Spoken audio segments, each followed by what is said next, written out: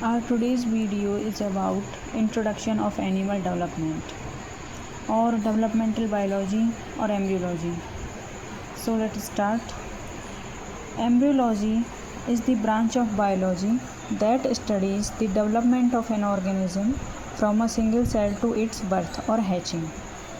It means कि developmental biology है जो ये किसी भी ऑर्गेनिज्म की उसके सिंगल सेल यानी कि जायगोट से लेकर के और उसके जन्म तक बर्थ तक की प्रोसेस है. The developmental process includes its birth. The developmental process includes all the changes that occurs from fertilisation until death. यानी कि इसमें वो सारे चेंजेस इंक्लूड्स होते हैं जो कि फर्टिलाइजेशन से लेकर डेथ तक होते हैं. Development of an organism can be divided into two periods, which are prenatal periods or postnatal periods. Prenatal period which means from fertilization to birth, or postnatal from birth until the organism reaches the maturity and reproduction. Here we go, stages of embryonic development. First stage है gametogenesis. The process of forming gametes. जैसा कि नाम से ही पता चल रहा है, गैमेटो यानी कि गैमेट और जेनेसिस यानी कि जनरेट होना यानी कि फॉर्मेशन होना. The process of forming gametes from meiosis और थ्रू मियोसिस यानी कि अर्धसूत्री विभाजन के द्वारा गैमेटों का जो निर्माण होता है वही गैमेटोजेनेसिस होता है.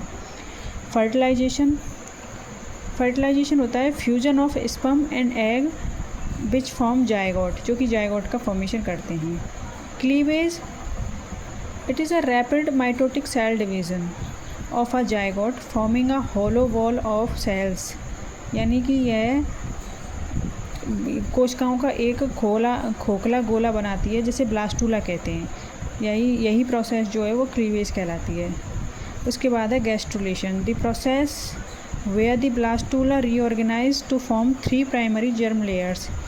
यानी कि गैस्ट्रुलेशन में जो ये होता है कि जो ब्लास्टूला बना है वही रीऑर्गेनाइज होता है और 3 प्राइमरी जर्म्स लेयर में डिवाइड हो जाता है. और वो 3 प्राइमरी जर्म्स लेयर हैं ecto, endo and mesoderm.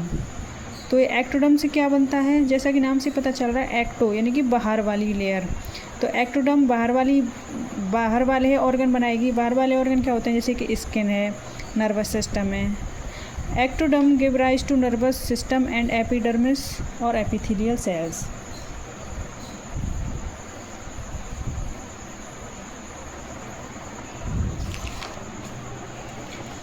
Second है मीजोडम लेयर. मीजोडम लेयर ये मिडिल लेयर है हमारी.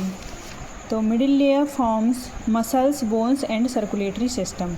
इससे बनता है muscles, bones and circulatory system.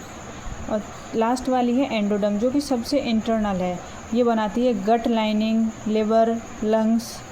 The innermost layer endoderm give rise to lining of digestive tract and associated organs. उसके बाद है organogenesis. The process where the 3 germ layer differentiate and organize into specific organ and tissue. यहाँ पे जो 3 germ layer हैं वो फिर से डिफ्रेंशिएट होती हैं, ऑर्गेनाइज होती हैं और स्पेसिफिक ऑर्गन एंड टिश्यू का फॉर्मेशन करती हैं. उसके बाद डिफ्रेंशिएशन होता है, मतलब वही प्रोसेस चल रहा है. ब्लास्टूला से बनेंगे जर्म लेयर, जर्म लेयर से बन गए टिश्यू, ऑर्गन से अब बन जाएंगे इनका फंक्शन. ऑर्गन्स का फंक्शन जो है वो डिटरमाइन हो जाएगा यहाँ पे डिफ्रेंशिएशन में. The process by which cells become specialised for the different functions that involve changes in gene expression. जो कि जीन एक्सप्रेशन में चेंज होते हैं वो भी इसमें इन्वॉल्व होते हैं. उसके बाद है growth. The increase in size and mass of the embryo due to cell proliferation यानी कि प्रसार विस्तार. यानी कि इसमें जो एम्ब्रियो में साइज एंड मॉस में जो चेंजेस होते हैं, इंक्रीजमेंट होता है, वही ग्रोथ कहलाता है. उसके बाद है morphogenesis. Development of the shape and form of the organism influenced by cell communication and environment. इसके बाद कुछ हिस्टोरिकल थ्योरीज हैं जो कि एम्ब्रियोलॉजी से रिलेटेड हैं, एम्ब्रियोलॉजी की हिस्ट्री को बताती हैं. तो फर्स्ट ये है प्री फॉर्मेशन थ्योरी. इसमें क्या होता है, according to this concept the homunculus, इसको मिनिएचर भी बोलते हैं, was already present in egg और स्पर्म. लेकिन इनका मानना यह है कि जो होमनकुलस होता है वो पहले से ही एग में या फिर स्पर्म में प्रेजेंट होता है। तो यहाँ पर भी साइंटिस्ट में मेल गोरिज्म एंड फीमेल गोरिज्म का आपको दिखाई देगा डिफरेंस, कि जो मेल्स होते हैं वो तो ये कहते हैं कि कुछ साइंटिस्ट ये कहते हैं कि स्पर्म में होता है और कुछ कहते हैं कि ये एग में होता है। तो जो ओविस्ट हैं जो कि ये मानते हैं कि ओविस्ट हैं मेल पिगी एंड स्वाइमरिडम, जो ये मानते हैं कि होमनक्यूलस जो है वो ओवा साइटोप्लाज्म में प्रेजेंट होता है। और कुछ स्पर्मिस्ट हैं जैसे कि ल्यूवेनहॉक, वो ये कहते हैं कि होमनक्यूलस जो है वो स्पर्म हेड में प्रेजेंट होता है। उसके बाद है एपिजेनेसिस थ्योरी।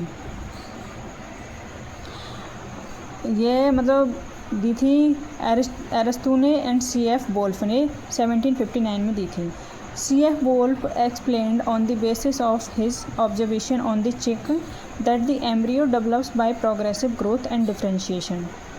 इनका कहना है, इन्होंने एक यह एक्सप्लेन किया था अपने ऑब्जर्वेशन पे, जो कि चिक पे किया था इन्होंने ऑब्जर्वेशन, कि जो एम्ब्रियो है वो प्रोग्रेसिव ग्रोथ के द्वारा डेवलप होता है। New structures and organ appears step by step, यानी कि जो न्यू स्ट्रक्चर्स हैं ऑर्गन्स हैं वो स्टेप बाय स्टेप दिखते हैं। तो ये प्रोसेस होती है पूरी। The material from which the embryo is formed already exist in the ovum. मतलब इनका भी यही मानना है कि जो मटेरियल है जिससे एम्ब्रियो फॉर्म्ड होता है मतलब वो ओवम में प्रेजेंट होता है ड्यूरिंग डेवलपमेंट।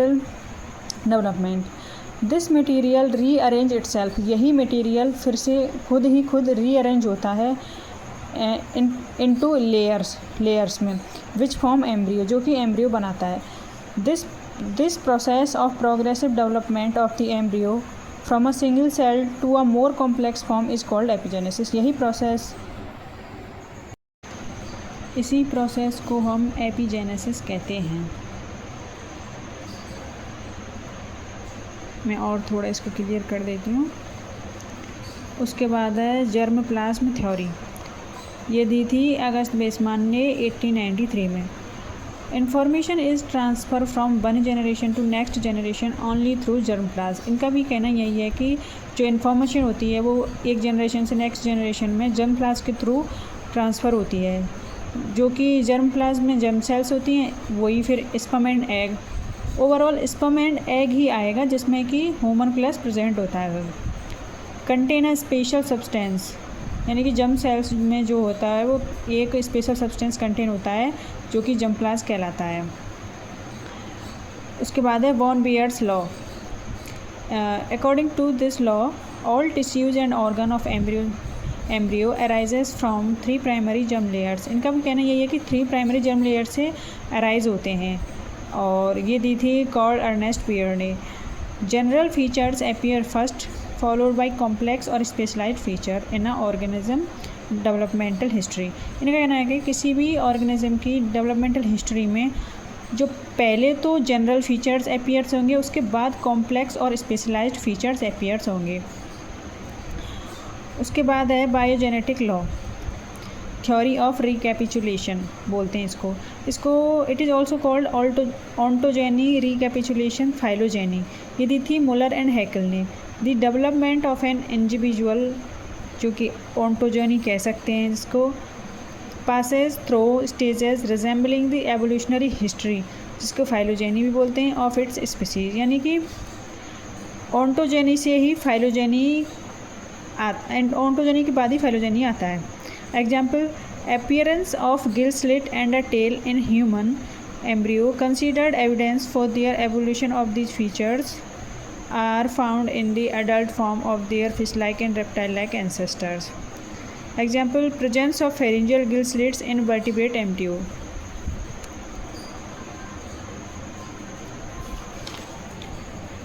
And last है mosaic theory and regulative theory. Mosaic theory को ऑटोनोमस स्पेसिफिकेशन भी बोलते हैं और उसको कंडीशनल स्पेसिफिकेशन भी बोलते हैं। In developmental biology mosaic theory and regulative theory describes how early embryonic stem cells acquire their specific fates. मतलब ये दिखाती हैं कि के अर्ली एम्ब्रियोनिक सेल्स जो हैं वो कैसे अपना स्पेसिफिक फेट को एक्वायर करती हैं। I hope my point got clear. Now I am going to tell you some differences between mosaic and regulative theory. कि मोज़ेक थ्योरी में जो फेट होता है वो डिटर्मिनेंट होता है, मतलब डिटरमाइंड होता है कि इसका फेट क्या होने वाला है, और इसमें रेगुलेटिव थ्योरी में इनडिटर्मिनेंट होता है, कोई सर्टेन निश्चित नहीं होता है कि इसका फेट क्या होने वाला है। ये प्री डिटरमाइंड होता है और इसमें प्री डिटरमाइंड एब्सेंट होता है। तो मैं कुछ डिफरेंसेस बताती हूँ मोज़ेक थ्योरी के। वो ये रहे द कॉन्सेप्ट। मोज़ेक थ्योरी का जो कॉन्सेप्ट है वो ये है कि the fate of each cell is strictly predetermined by intrinsic factors like MRN and proteins. की जो फेट होता है वो पहले से ही प्री डिटरमाइंड होता है सेल्स का एमआरएन और प्रोटीन्स के द्वारा, प्रेजेंट इन दी साइटोप्लाज्म। जो कि एमआरएन प्रोटीन्स कहाँ प्रेजेंट होते हैं, साइटोप्लाज्म में। इसका सेल फेट जो होता है वो फिक्स होता है। इसका फ्लेक्सिबल एंड अडेप्टेबल होता है। फ्लेक्सिबल यानी कि चेंज हो सकता है, अडेप्टेबल ये अनुकूल हो सकता है किसी भी एनवायरनमेंट के। रेगुलेटिव का कॉन्सेप्ट ये है कि the fate of a cell is determined by its position and its ongoing interactions with neighbouring cells via chemical signals. यानी कि इनका जो फेट है वो डिटरमाइंड होता है इनकी नेबरिंग सेल्स के इंटरेक्शंस के आधार पर और पोजीशन के आधार पर। Result of a cell removal, यानी कि मोज़ेक थ्योरी में अगर हम अर्ली एम्ब्रियोनिक स्टेज में किसी एम्ब्रियो से एक सेल निकाल लेंगे तो उसका रिजल्ट क्या रहेगा। If a cell is removed और destroyed early on, the embryo will simply lack the specific body part that the missing cell was destined to become. मतलब अगर हम अर्ली एम्ब्रियोनिक स्टेज में किसी एम्ब्रियो से कोई सेल निकाल लेंगे तो उस पार्ट का वो एम्ब्रियो जो है उस पार्ट की कमी आ जाएगी, वो पार्ट बनेगा ही नहीं, किसी भी कोई और सेल उसको रिप्लेस नहीं कर सकती है। लेकिन रेगुलेटिव थ्योरी में अगर हम एक सेल निकाल लेंगे तो जो बाकी सेल हैं वो उसको कॉम्पेंसेट कर देती हैं for the loss resulting in a completely normal embryo, और नॉर्मल एम्ब्रियो बनेगा। और अगर हमने जो रिमूव की है सेल उसका कोई फ़र्क नहीं पड़ेगा क्योंकि जो और सेल हैं वो उसको कॉम्पेंसेट कर देंगी और नॉर्मल एम्ब्रियो बनेगा। This is how identical twins naturally form, जैसे कि ट्विंस जो बनते हैं वो ऐसे ही बनते हैं। इसका एग्जाम्पल है मोस्ट इनवर्टिब्रेट्स में पाया जाता है such as nematodes like C elegans and tunicates, और ये मोस्ट वर्टिब्रेट्स में पाया जाता है including human, mice and frogs. This is all about today's lecture.